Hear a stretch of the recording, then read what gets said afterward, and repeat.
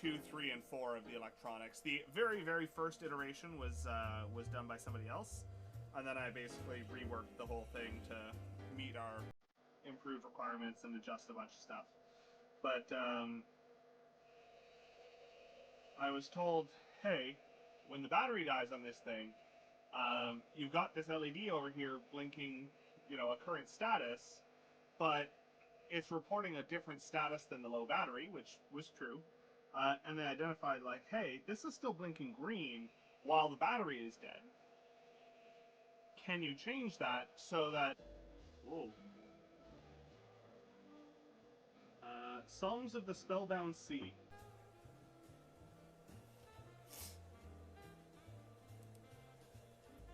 Yeah, I backed a module called Songs of the Spellbound Sea, which is super interesting, and is largely, go figure, based around piracy and pirates, and pirate crews and the like. What's my favorite piece of homebrew to date? Great question.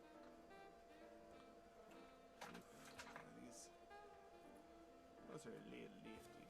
I did not push that lid down hard enough. That one's better.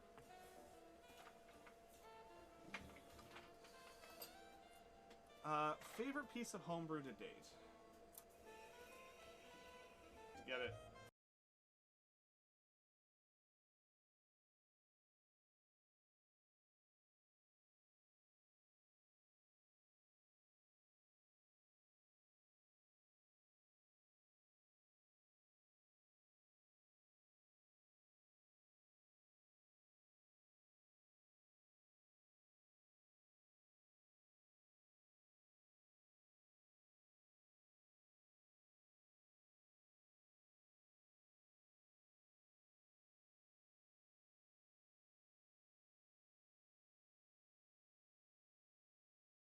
Okay. We will get there.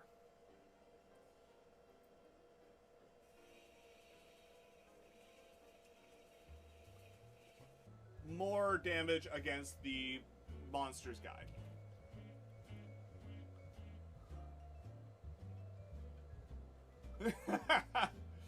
Character to play.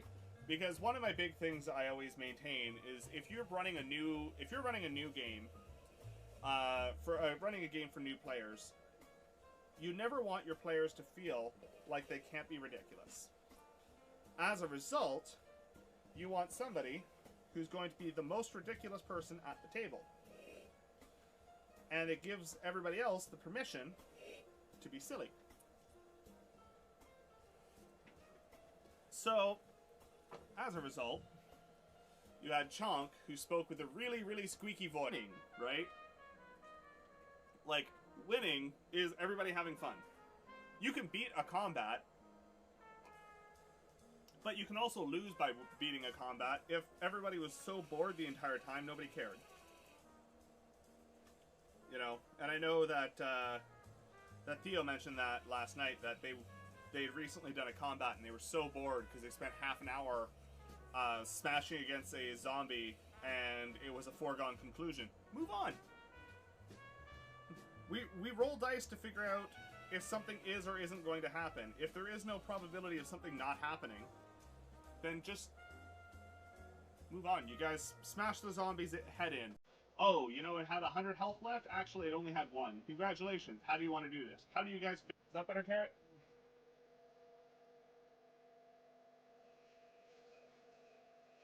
I'm not surprised the music was a bit loud. I'd actually turn it up a bit so I could hear it, but...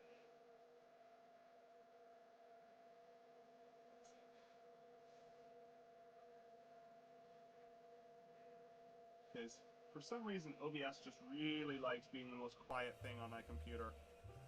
Which is really annoying. It basically means that if I want to be able to hear anything in OBS, I have to have my sounds turned right up, and then if anything outside of OBS plays, then I get my ears blown out. Which is always fun.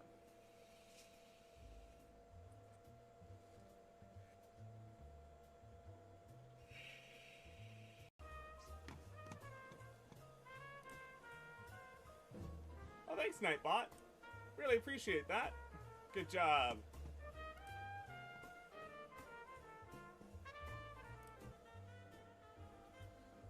I appreciate the heads up. Always good to know.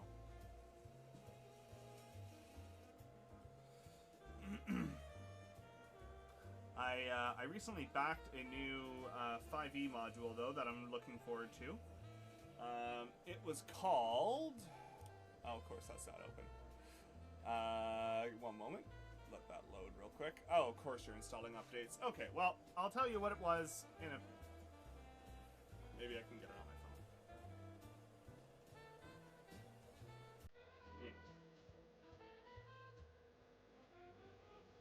Yeah. It doesn't... Because, like, I don't want to see that green because people are going to look over and think that it's fine because it's flashing green. But you are absolutely correct. Like, that is a very, very good point. But, you know, you end up too close to a project, you put the blinders on, and they're like, I hope, you know, like, it's not the end of the world, but if it's not too big of a deal to change. And, like, 3-4 weeks ago, I had refactored my code base so that, to change everything over to proper functions and all of that. So it ultimately became a 6-minute fix that now we just have to go through and reprogram all the units that are getting ready. Which is annoying, but, you know, not the end of the world. But I did laugh at something that... 4 more of that one, and that'll bring us up to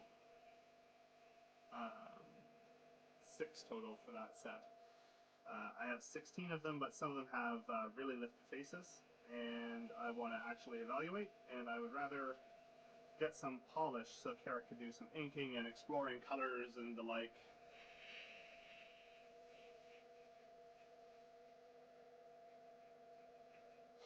As you can imagine, once this is all done, we're going to be doing a dice drop online. We're just going to have to go through and do all the photography and see what's still left in the shop when we're all done. We try not to drop everything all at once, partially because a goblin paladin who wore like rotted out vestments over some really shiny plate armor he had stolen off a corpse, and it was a very fun...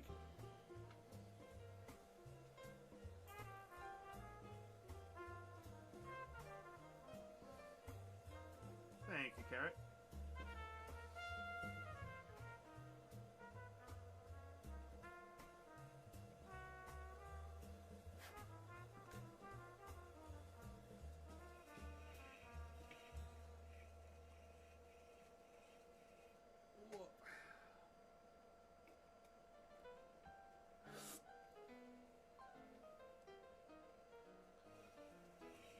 At a lovely...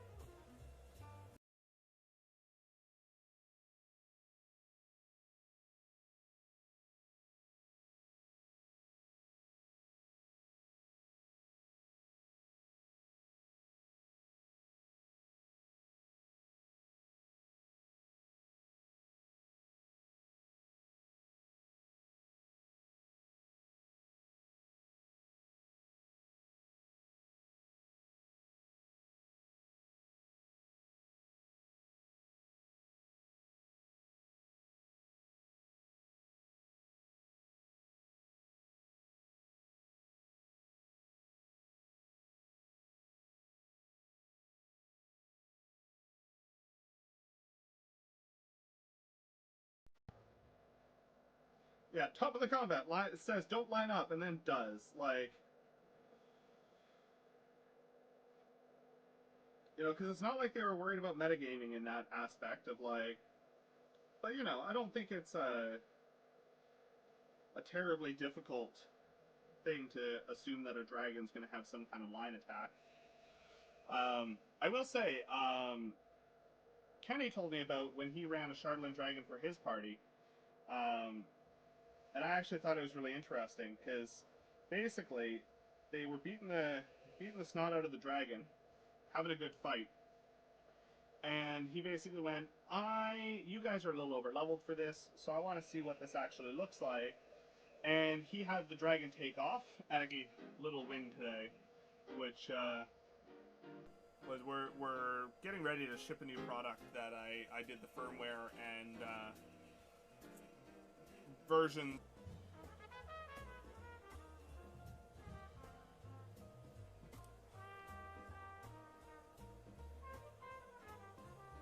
Just checked the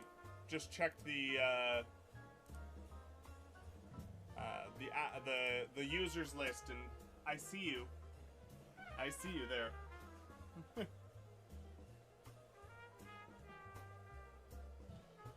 You are perceived.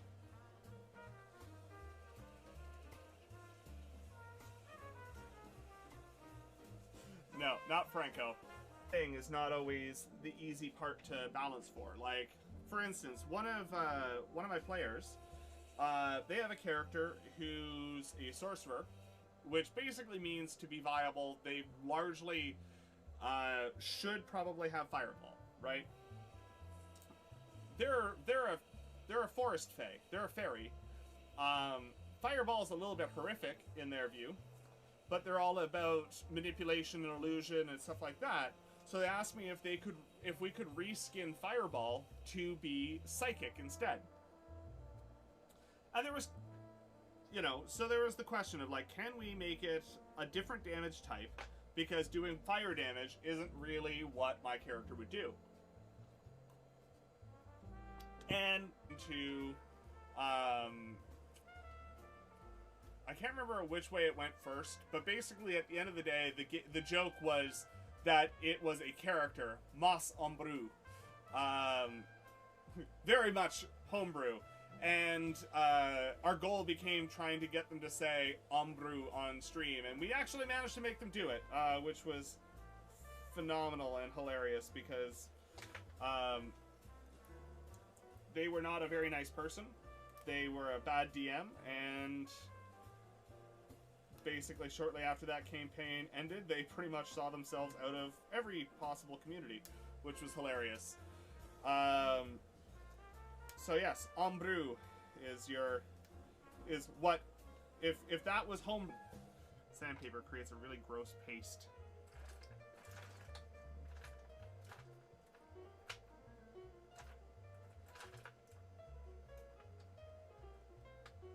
Generally. And partly because if we split it up into multiple dice drops, we get more attention on the page instead of one really big dice drop that people vaguely look at. So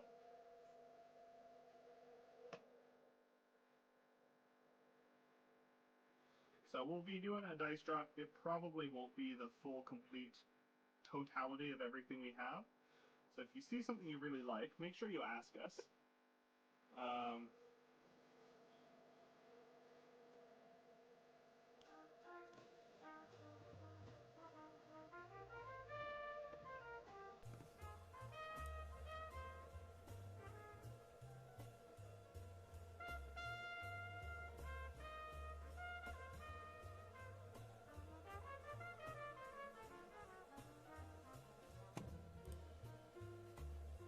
Absolutely, head off, take a nap, no worries at all.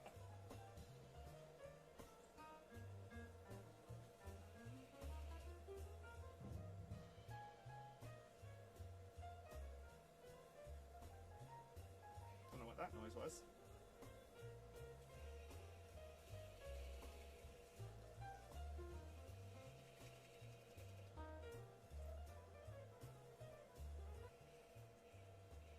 Yeah, I need to, like, I think right now it's like 2 millimeters deep, and I need it to be like a 1/4 millimeter deep.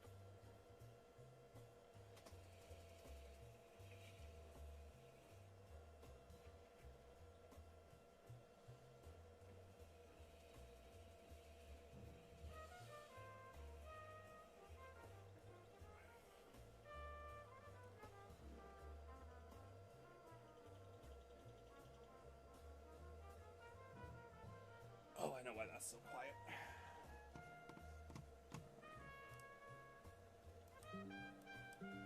No. Weird.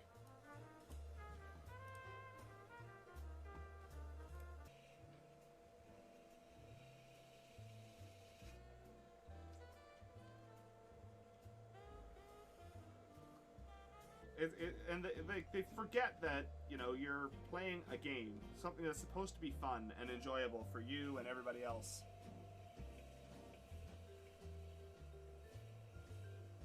Like, we're all gathered around a table talking about make-believe characters and rolling random pieces of plastic to get numbers and figure out what we're doing, right? Like, it's not a big deal. Really isn't.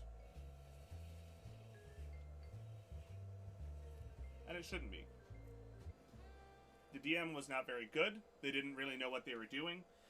And they just had the book open and were reading from it. And you could tell that they never actually read the module ahead of time, because they also had a reading voice when you could tell that they were very clearly reading out of the book. And we made a point of saying, like, oh, hey, you know, like, because they claimed that, you know, oh, the players do whatever they want and things go crazy and everything like that. And we're like, yeah, but dude, you've been playing this, like, by the book. It's like, oh, no. I've homebrewed the shit out of this campaign. They're like, you do realize we have the book open in front of us, right? Oh, well, and had a revolver that they weren't proficient in. That sounds super fun. We just recently fought a big boss in our Wild Beyond the Witchlight campaign, which was a lot of fun as well.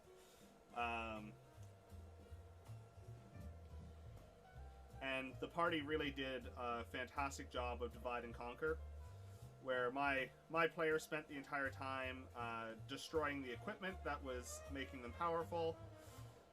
Carrot's character got in melee and just tied them up, and they kept summoning minions, and everybody else was like, no, I don't think you're allowed to have minions. And the DM after the fact is like,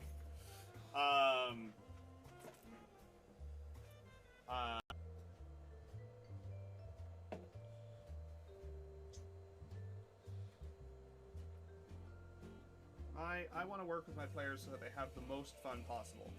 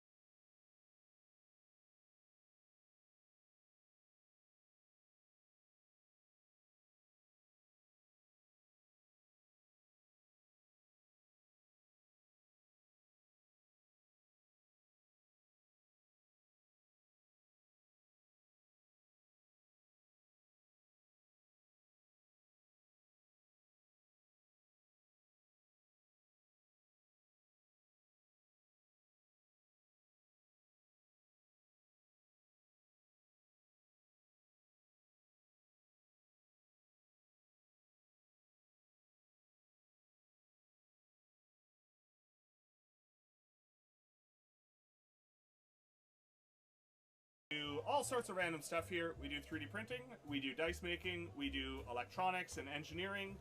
We're currently partway through that is a chonk dice. A very pretty one at that.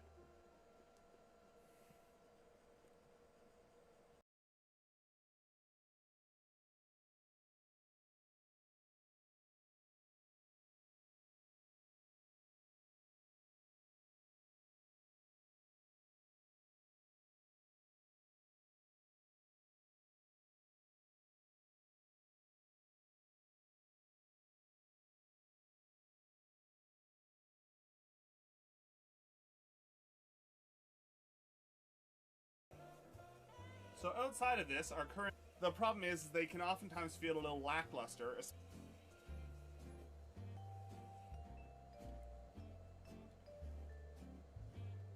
And there's not even really tournaments in D&D. Like there's Adventurers League play, but that's not even really tournament. That's just that's just group play that's been organized by modules organized by Wizards of the Coast. And those modules suck, I would like to say. They're terrible, and I never want to run one or play in one. But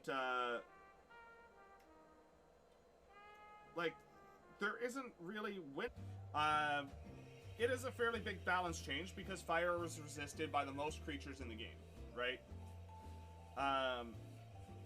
As a result of that, that means that, on average, they will do more damage to any given random monster in the game, which seems like a potentially big deal. However, I don't know about your games. I'm not pulling random monsters from the monster manual. I'm not grabbing random monsters. I'm creating my encounters. So it doesn't matter what random monsters or any aggregation of monsters is resistant to. And also, I make the rules. Guess what? That ancient dragon? Yeah, they were bullied as a kid and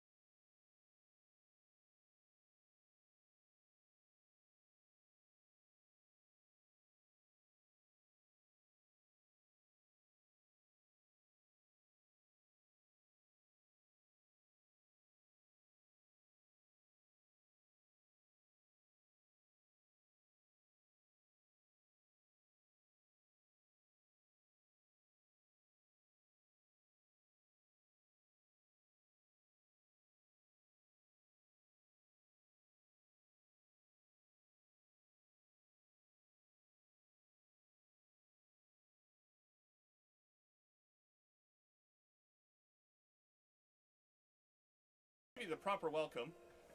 I'm Mothman, otherwise known as... they were like, yeah, pretty much all of their powers required minions, hirelings, whatever. All of their stuff was like stage directions, directing other people to do stuff. But none of them actually lived long enough to do anything because they had to rush up the stairs to get into the room. At which point, that was going to be the end of their turn. And then we started pulling some really crazy stuff to be like, okay, so some AoE stuff? AoE? Yeah, great, awesome, lovely. And just absolutely destroyed them. So the DM had a rough time that one, but that was fun for us.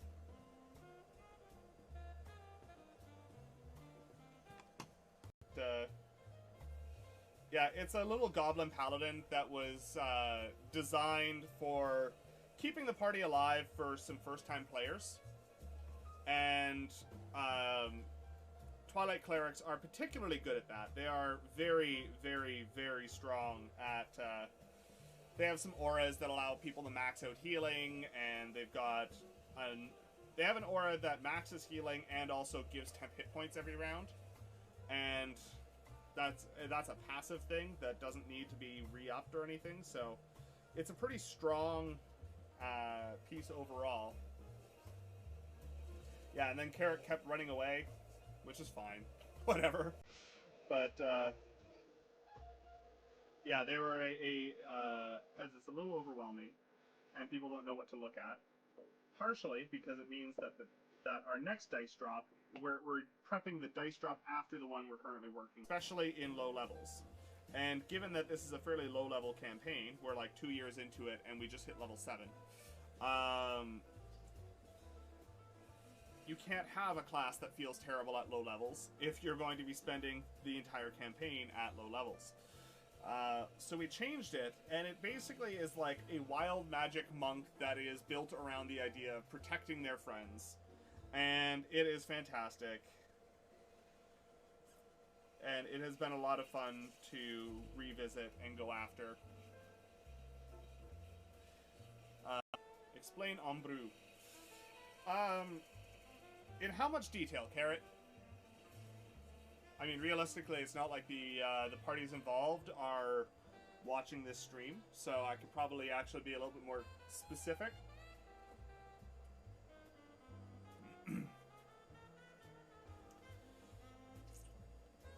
So, basically, a friend of ours was in a D&D campaign that was being streamed. Two of our friends, actually. One of them ended up dropping out of the campaign for very good reasons. But the other hung around, and it was a painfully bad campaign. Well, I guess that means that you AFK for 5 minutes and missed a bonk. Follow the Franco. Welcome in, Franco. Good to see you.